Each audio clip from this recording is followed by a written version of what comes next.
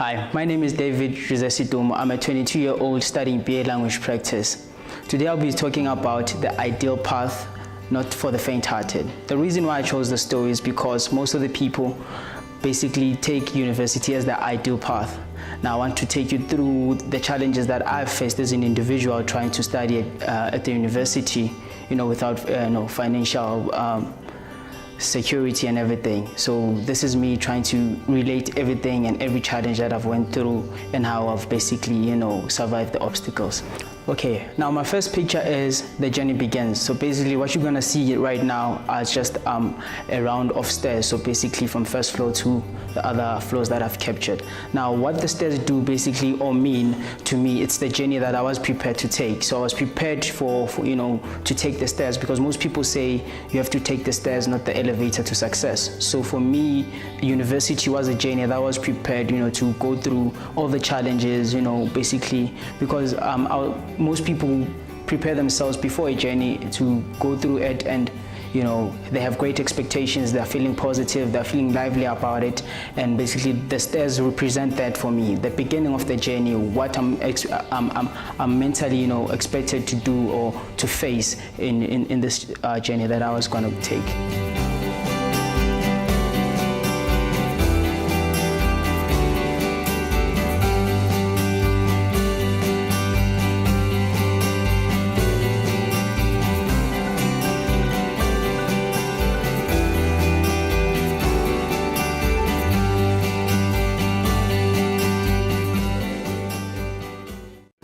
Now my second photo is pretty much abstract but straightforward. So what you're gonna see is a bed of different feathers.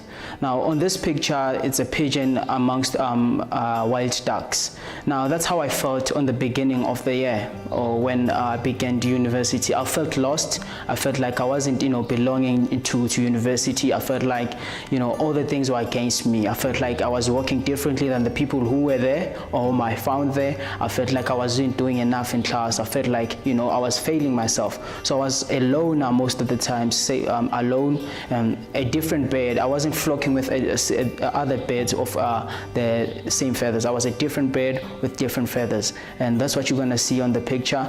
So basically how that affected me, what made me to be alone, started questioning my whether I belong to be in university or not, whether I deserve to be there or not. So that's basically what the picture depicts.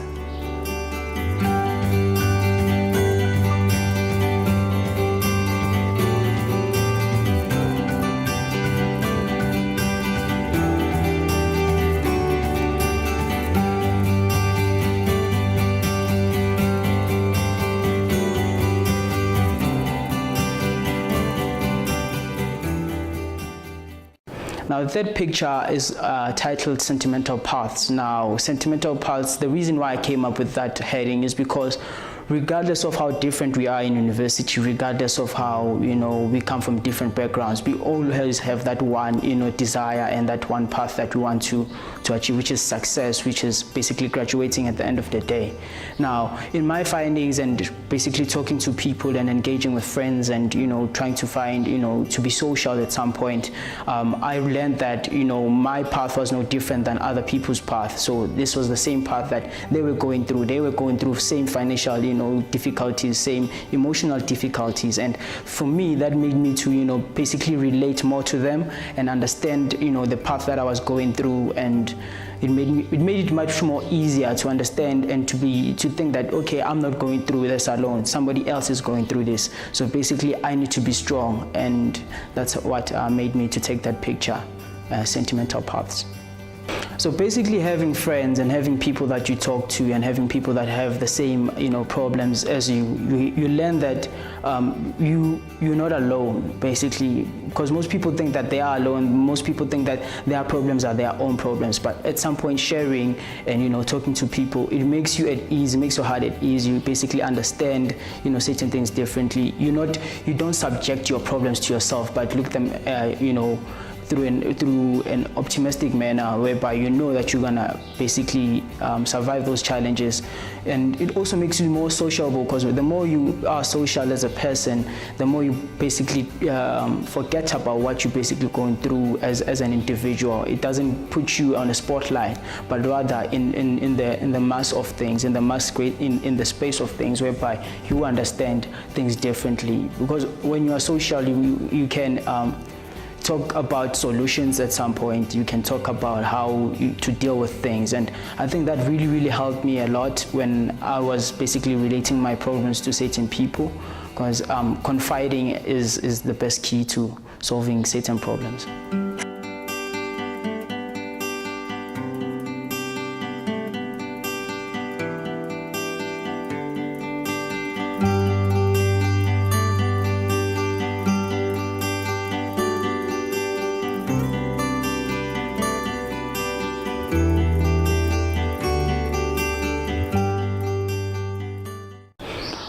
Along my journey as a student, I used to travel by train, by taxi, or by bus. Now, I chose this picture titled The Ambiguity, Work or School, because at some point, while I was still, facing my own financial difficulties, I've decided to ease off the burden from my parents, since they were unemployed, by basically finding employment myself. So I was working part-time and schooling full-time. So I was a student at full-time. So now that really, kind of helped in the financial aspect of things, but it was ambiguous at some point, because when you reach a point whereby you're making money and everything, you kind of like lose, the true essence of why you were there, why are you at university.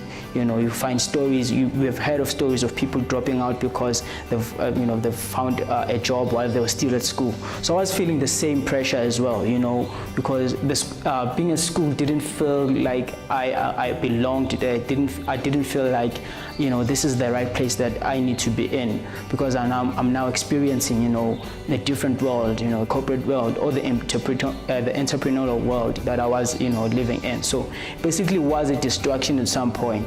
Now the train photo, or the railway station photo that I took, basically has two railway paths. So one was for work and one was for school. So that's the ambiguous part about it.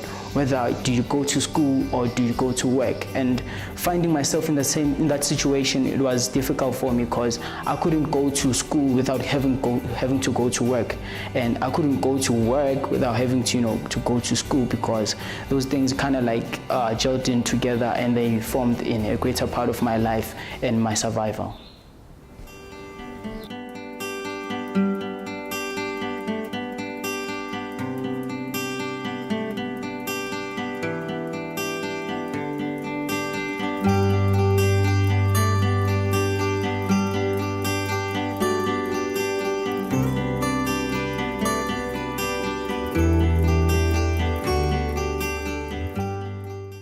So on the fifth picture, I found a door, an unlocked door, and I titled this "Open Doors," which is the adjustment.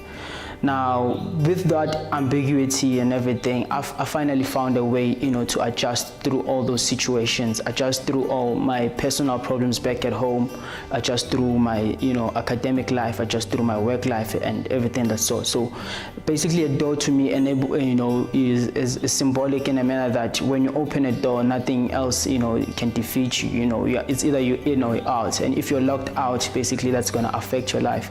So my door is unlocked. The chain is on the side, so everything that I was going through was basically working out for me. I've finally made an adjustment, because with the human anatomy is made to adjust. So this was my adjustment, and I was able to open doors for myself with what I've learned and all the experiences that I had.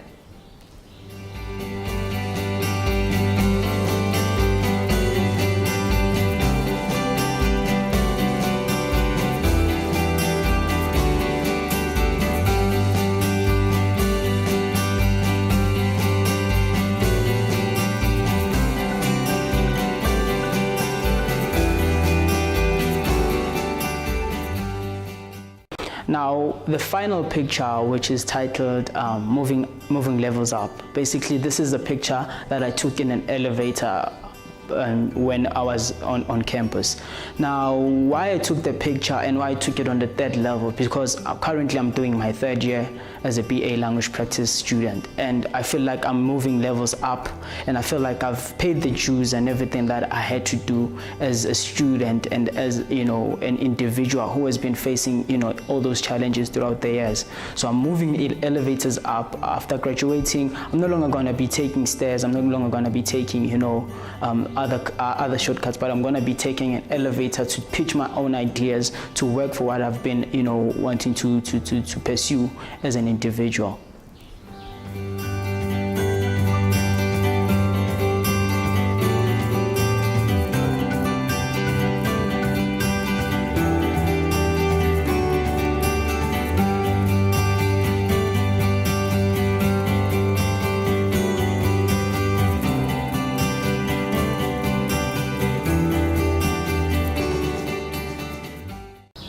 Like I said in the beginning of the video, this might be your ideal path. Maybe you want to come to university and study, you know, do whatever.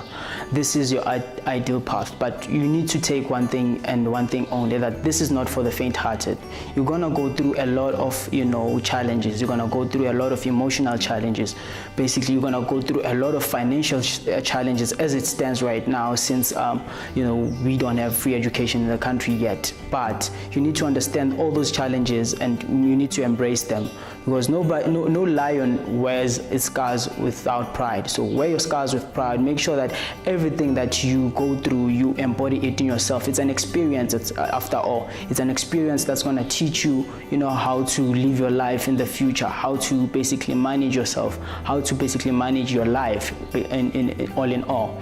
So you need to understand that university is not easy, but it's not hard either. It has challenges. So challenges don't mean that something is hard or something is much more simpler. You need to be prepared emotionally. You need to make sure that you can tackle certain, you know, challenges in your life without having to, you know, to feel like you've failed. Failure is good. Failure is a lesson. Failure is something that you can embrace. Everybody is an albatross trying to land to get that best landing, and some albatrosses land on the shore of the ocean. But if you make sure that if you land on the other side of the ocean, it means that you've mastered the art of, you know, of being in your ideal path. Stay in your path regardless of what happens, regardless of your financial situations, regardless of your personal situations. You can do it. This is for you. This is for everybody. And thank you.